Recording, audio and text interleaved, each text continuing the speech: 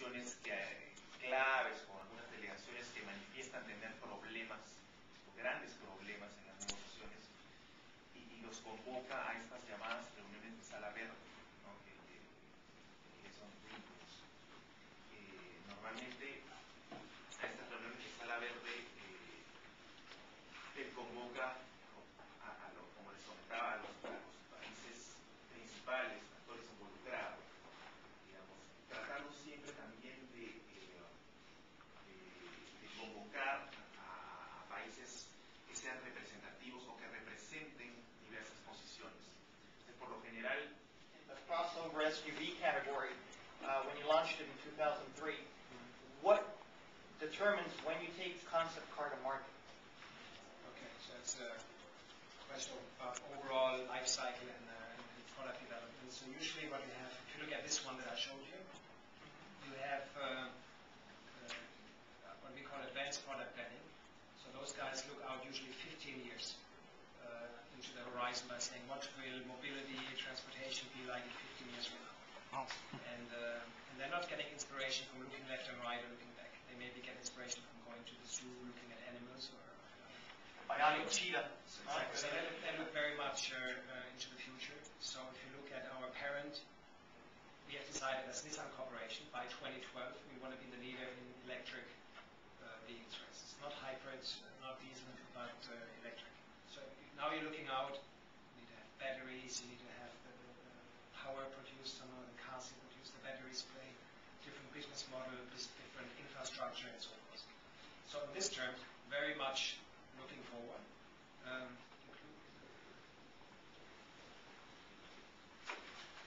Sorry, it's a long answer, but it's a very, very complex process. You see it in here. We had a story in here actually where you see our designers. It's called. It all starts with a single line, and here you see how they first have the line, and then they make the clay models and so forth.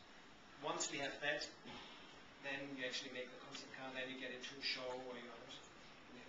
Once you get the feedback, and then there's a big decision to say, do we want to produce this product or not, which is millions of dollars of investment, of course.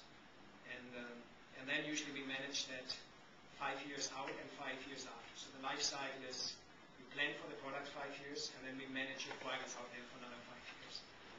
So in terms of decision making, a car like this, from the very beginning, was made as a show car.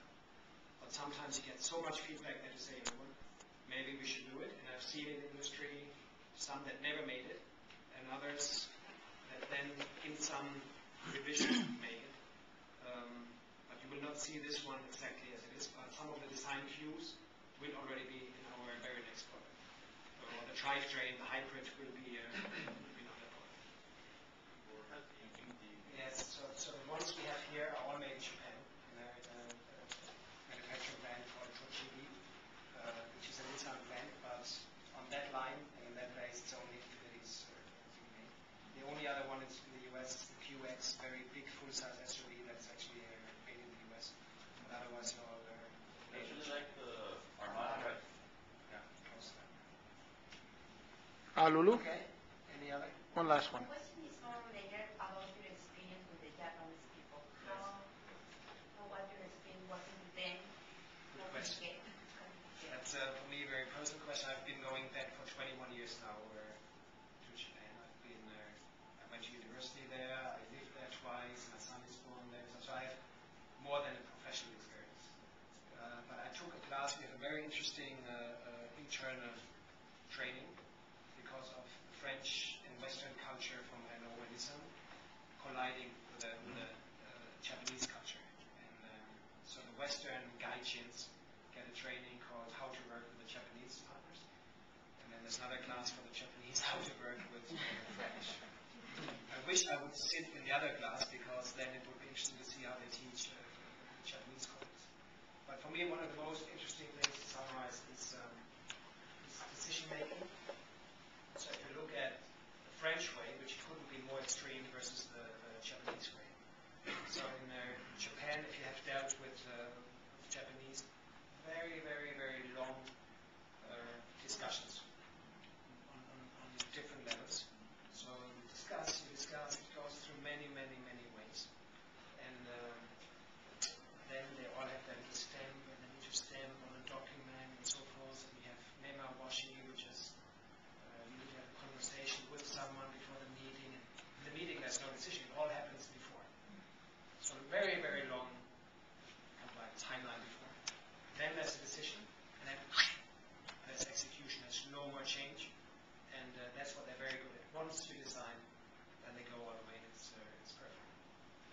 French culture, which I think maybe is also very Latin, which is a very quick decision. Then you can see change, you can decide it, but you can change really. Yeah, but this was more a guideline. And it's, I mean, it's simplified.